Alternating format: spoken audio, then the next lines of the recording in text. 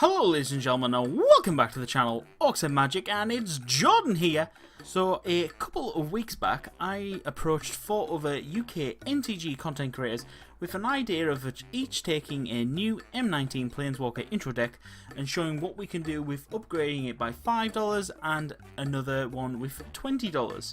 And this is to generally show new players a way of getting into standard without having to spend hundreds of dollars worth on singles to get a viable deck.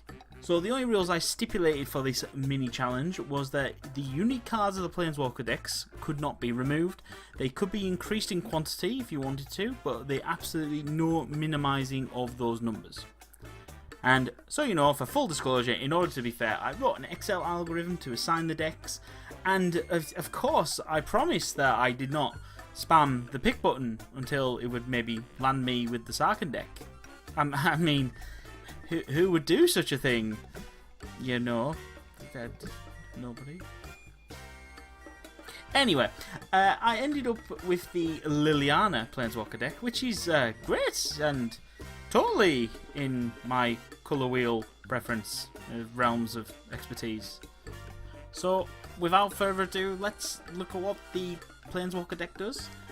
The Liliana, the Necromancer deck, is essentially, on the face of it, a drain and gain deck, as I like to call it. It runs a lot of spells which will drain your opponents for X life and you gain X life, or generally have creatures that cause your opponents to lose life, or has spells that cause you to gain life, and various things of that nature. This can be seen in the Liliana Planeswalker herself having the ability on her +1 to force your opponent to lose life. The deck also has a sub-strategy of specialising in sacrificing creature for a benefit, such as Demon of Catastrophes getting you a 6/6 body in flying on the ground, or Blood Divination allowing you to draw cards. One final thing I will note about all the Planeswalker decks is that they do not come with a sideboard. It's not a requirement that you have a sideboard for standard, but most people run one because you're going to want to have answers to certain decks and strategies. So what can we do for $5? Well, it's actually a lot more than you think. Obviously I can't run a playset of removal such as Fatal Push, so you kind of have to think a little bit creatively what you do with it. Now, the bulk of the deck is zombies, so I chose to utilise around this tribe. So the cards I removed from the original deck were Gravewalker, Skeleton Archer, Sovereign's Bite, Strangling Spores, 1 Skymarch Bloodletter, and a single Swamp. This allowed me to put in the main deck an extra Gravedigger, Reassembling Skeleton, as well as 2 Lords of the Accursed and 2 Moments of Craving. Gravedigger is already in the deck. It's a great card. It allows you to bring back a creature from your graveyard to your hand, which allows you to gain additional value out your deck. Reassembling Skeleton is great sacrificial fodder for the deck, and for 2 mana you can get it back to the battlefield as well from the graveyard, so yeah, fantastic for getting more graveyard recursion, and also it's a great chump blocker if you need it. If you're not doing anything in the early turns and you need some slow down damage, it can help quite a lot. So due to the high number of zombies that are already in the deck, Lord of the Accursed was a great card to put in because of course he's not only just a Lord which is pumping them for +1/+1, it can also grant them a form of evasion as well for spending mana. And Moment of Craving is a great combat trick. It allows your creatures to trade up essentially, you know, where you can make your opponent's creatures that slightly little bit smaller, or you can also remove a small creature from chump block mode, allowing you to get through for extra damage, and likewise you also get a tiny little bit of life gain out of the fact as well.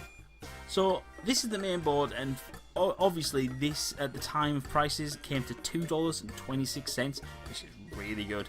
So this left us actually just under $3 for the sideboard, so this is what I decided to put in.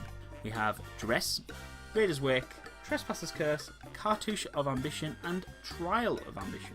Duress and Raider's Work are a great combo, forcing your opponent to obviously discard cards, keep them from having answers.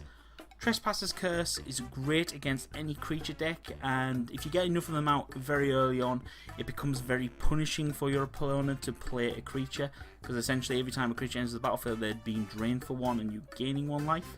And Cartouche of Ambition and the Trial of Ambition are a combo for obviously getting lifelink on a creature, as well as removing blockers repeatedly from the board with the Trial, which is fantastic.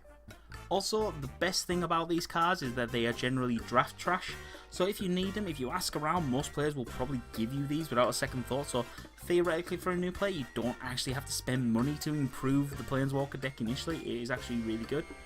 Now that we've looked at the $5 upgrade, let's see what we can do with a budget of 20, which sounds like a lot, but we are talking standard still, so it still doesn't get you much premium gas for your deck in mono black.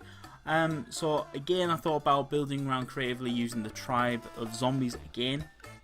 So what I removed from the deck this time was Gravewalker, Skeleton Archer, Sovereign's Bite, Strangle Spores, both Sky March Bloodletters, and both Vampire Sovereigns, as well as 2 Swamps. This allowed me to put in 2 Lords of Cursed, 2 Gravediggers this time, 2 Moments of Craving, 2 Death Barons, and 2 Liliana's Mastery. So the theme of the deck is the same, make bigger zombies. But this time we add Death Baron, which not only is a lord which pumps up our zombies, as well as skeletons, it also has the advantage of giving them all Death Touch, which also now means that all our blockers are essentially pseudo removal spells. Liliana's Mastery has the benefit of being a lord without a body, which means that it can be difficult to remove from the board. It also gives you the bonus of having 2 bodies enter the battlefield as 3/3s, so that's actually 6 power over 2 bodies for 5 mana. Again, when we look at the sideboard, we're using the majority of the $5 upgrade because it works well with the theme that we're trying to do, except that we add in 2 Crux of Condemnation for a Cartouche and a Trial of Ambition. This allows us to essentially control an opponent's graveyard in games where they are utilising it heavily to a degree, so such as a Scarab God deck. So that is it for me and my upgrades of the Liliana the Necromancer Planeswalker deck. Tell me, what cards would you have put in for $5 and $20 upgrades? What sort of lines have I missed in this build? I'll look forward to seeing your comments down below the bottom of the video.